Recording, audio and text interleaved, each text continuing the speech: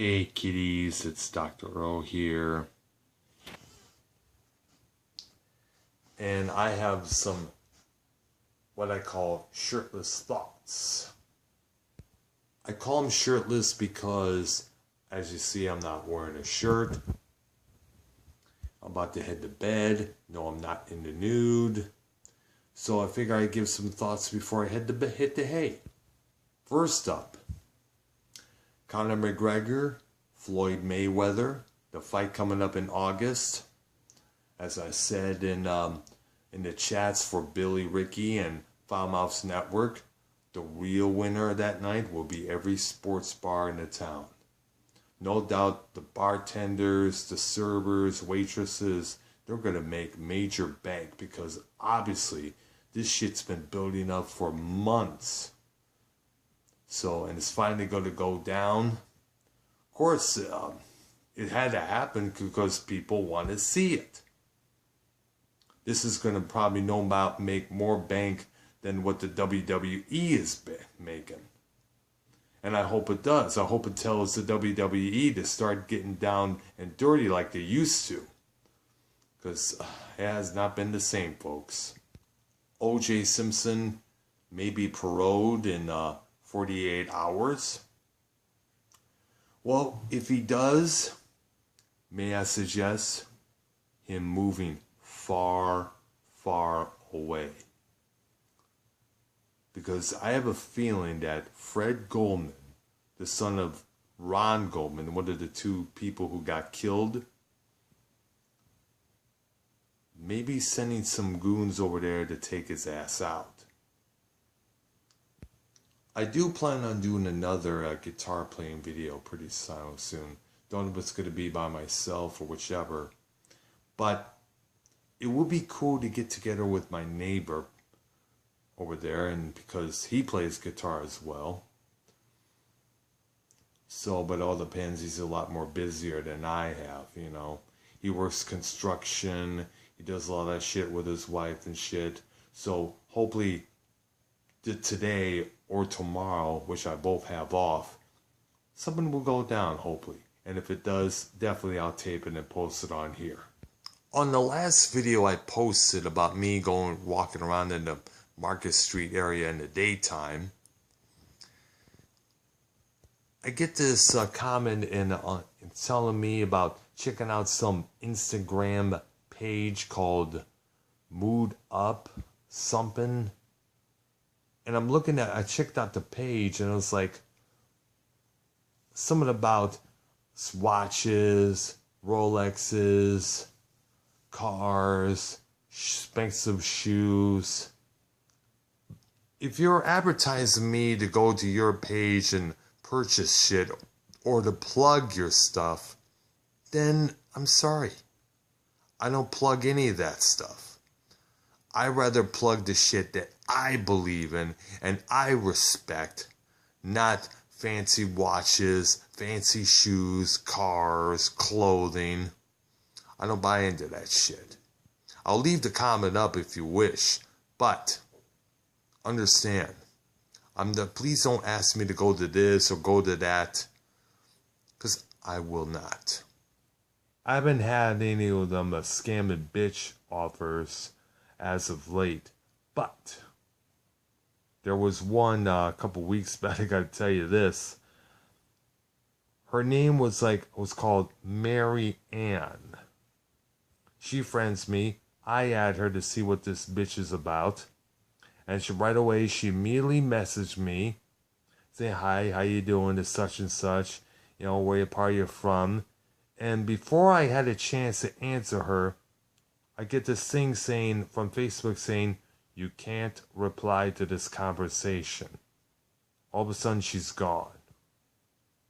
Now, either she hit the wrong button, or she got the good idea to boot on hell, because she knew I would give her fucking flack for what she was trying to do, if it was a she. I found out recently, I looked on my page of followers on my Facebook, and it seems that one of the people there was a gay man whose name I forgot. And I don't want to mention because, I'm not that kind of person to call someone out unless you do something horribly, drastically, or try to scam me or commit a murder. But apparently this man was gay, and somehow he got the notion to come up with a fucking fake identity. Now the question is, if it was this guy that I'm mentioning, if you need to fucking come up with a fake identity to portray yourself as straight when in fact you're gay, then there's something fucking wrong, buddy. There's something fucking wrong with you. And I knew the man was gay because, as I mentioned in my other video, a couple of videos before, he was asking, what do you look for in a relationship? And I'm like, relationship? And he likes, oh, friendship. I'm like, homie, you just outed yourself, okay? Now, just come out and say you're gay and let it be done. And also, if you're going to ask me to do the gay shit with you, the answer is no. I love the pussy too fucking much. They had some Pantera playing at work today, and I was listening to another podcast about a book that their former bassist, Rex Brown, talking about his book about his life with Pantera. And apparently he made a few statements and allegations about Vinnie Paul, the drummer, being a strange person, and amongst other things. Vinnie Paul had a few responses for that. And it's sad because here was a band that carried the tradition of pure, powerful metal throughout the alternative 90s that dominated the whole metal genre, plowed every competition that came across its way, and their three surviving members have not spoken to each other in years. Phil Osamo and Vinnie Paul may never may talk again. I know Osamo said he would like to patch things up with Vince, but I don't think Vinnie Paul wants to, because it's some of the things and actions that Phil did in the past. And now with this book about what's going on behind the scenes in Pantera that Rex Brown has put out, a Pantera reunion may not be happening. Speaking of Phil Osamo, you recall months back, I think last year, he did the Sikh House salute at a thing called Dime Bash, a concert benefiting dime bags. I guess, I don't know if it's a foundation or a state that he has going. But Osamo, of course, caught tons of massive heat for doing that. One of them from Scott Ian, a couple of them from the members of Machine Head. Basically, right now, racism is the ultimate evil, but we have other atrocities that went on within the music world that have not been brought up today. Let me put it this way. Vince Neil gets behind the wheel, drunk as fuck, and kills the drummer of Hanoi Rocks. Nobody brings that up now, and they continue to sell records and sell out tours. The former drummer of Judas Priest went to jail for 8 years for sexually molesting an underage boy with special needs.